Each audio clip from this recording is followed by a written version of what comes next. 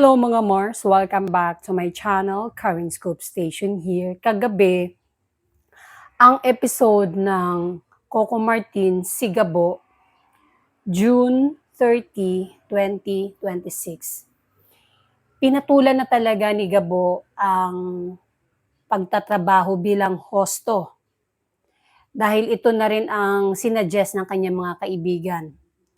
At sabi nga ng kanyang mga kaibigan, lahat daw ng kikitain nila doon kasi yung ibang kaibigan niya ay dancer, yung iba sa kusina. Tapos si Gabo, dahil gwapo, sinabi ng manager siya ay magiging hosto or mag-entertain sa mga customer nilang mga gay.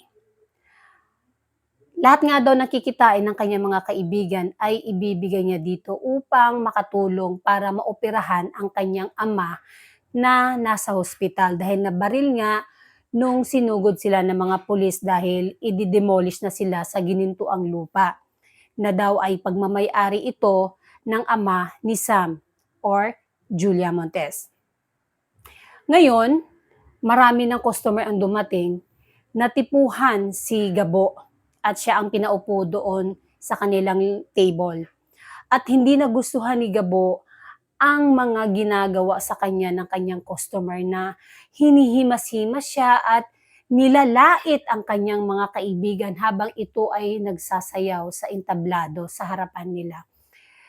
Kaya hindi napigilan ni Gabo dahil nababastusan na siya, sinuntok niya ito. At itong kanyang customer ay big parokyano pala ng naturang club. Ididemanda nga daw si Gabo dahil nasira ang kanyang mukha dahil mayaman pala yung bakla na yon na customer. Ngayon, sumatotal ay nawala ng trabaho si Gabo at sa labas ng club, nagalit pa ang mga ibang kaibigan ni Gabo na sinabi sa kanya na ikaw na nga ang tinutulungan, kami pa ang masama. Sabi ni Gabo, hindi ko naman kayo hininga ng tulong at nag-book out si Gabo.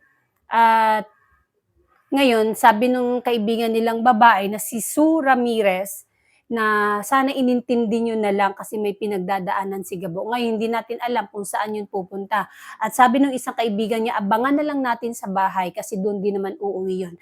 Habang naglalakad si Gabo, ay merong nakaabang sa kanyang dalawang lalaki. Ito pala yung mga bumisita noon sa kanilang barangay at nung sila ay nagtatrabaho din sa bilang kargador, nakita nila doon. Ito pala yun, nagmamanman sa kanya na di kalaunan ay pinalo ang kanyang ulo at kinuha nga siya. Nagising si Gabo na nasa ibang lugar siya.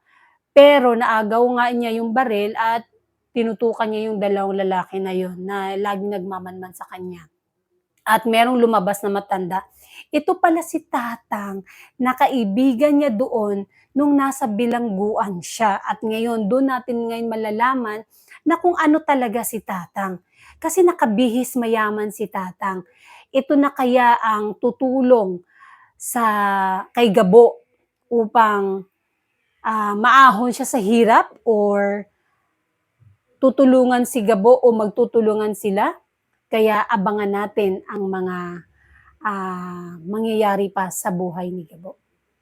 And that's it mga Mars. Thank you for watching this video. Please like, comment, share, and subscribe for more scoops. Bye!